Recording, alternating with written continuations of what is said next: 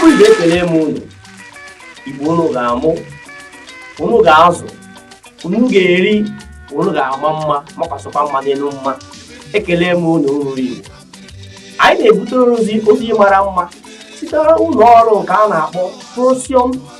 FM and Radio nke dị na obodo Kaduna.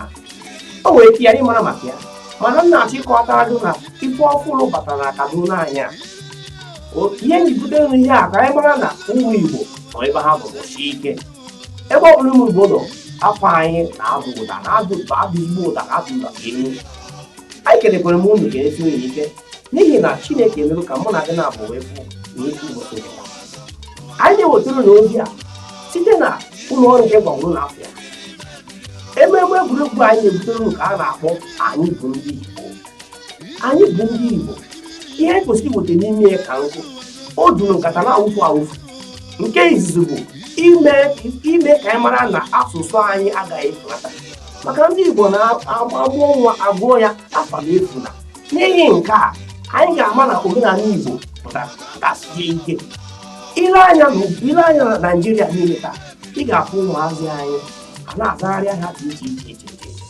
isigodo asụsụ be anyị ọ bụrụ ihe na-ata akpụ mana tupu anyị agaba n'iru ana m achọ ka m kọwatara onye na-agba ugbu a afọ mbụ Maazị Uche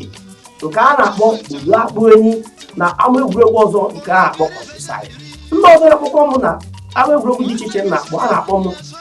MC Smiles na ama egwuregwu dị iche iche ka a na-eme mana taa ihe a bụ ihe dị iche ka anyị butere uru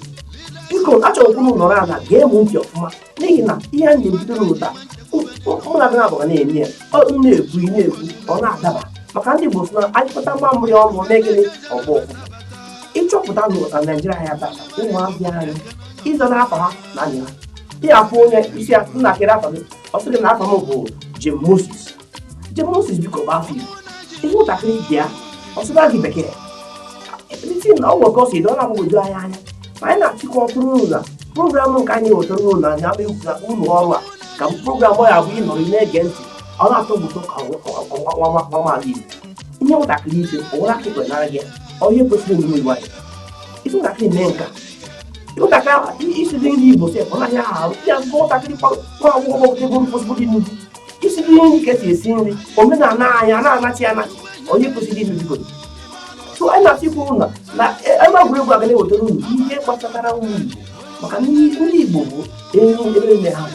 anyị na-asị unu biko na-agbanụ mbọ ka unu na-eme ihe kwesịrị ime ụmụ anyị ga anyị na-achị azụ ama egwuregwu nke a mbụ Procyon FM and Radio nụrụ ana wee so anyị achọpụtago na omenala anyị na-anachi azụ anachi nke kwesịrị na anyị nwa kwesịrị ibu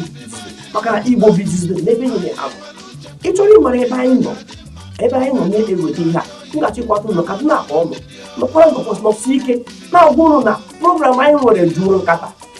na-akwado igwu kwa ọgwụ mana tupu anyị wepụta bie anyị chọka akpọtakwu na ya adịghị ọgbọ anyị nọrọ ọgbọ n'osi ike na ọgbọ na-egwu aja atụ anyị nọ jim ịchọọ ịchọpụta ebe anyị nọ ị ga-enweta anyị na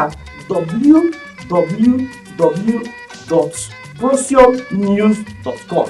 ịchọsi inweta anyị n'ekwentị maọbụ igwe ntị nke a si ekwu ya ị ga-enweta anyị na 08036439671 maọbụkwa inwetakwa anyị na 08096464206 ịkpọ ha na anyị ekwentị agbaga m ebe ọ bụ na anyị nọ anyị a na-agba ọsọ gata bịakwute gị maka na ihe gbasatara Igbo na-ata anyị ụtọ anyị chọrọ ka ya mara na anyị kwụ n'asụsụ Igbo ekwulitego omenala ikwulitebe mkpụrụ ụzọ na-agba egwu taa mmọnwụ jelesi agba egwu otu a ihe a mere anyị chọrọ ibupụtere ihe dị iche n'ụzọ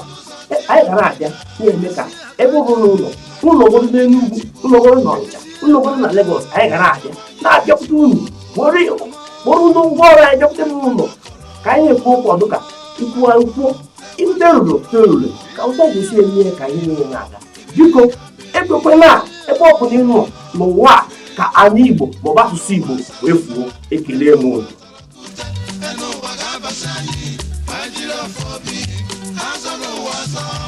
Azọ n'ụwa azọ, onye biri ibe ya biri, ụwa azọ. Nigeria,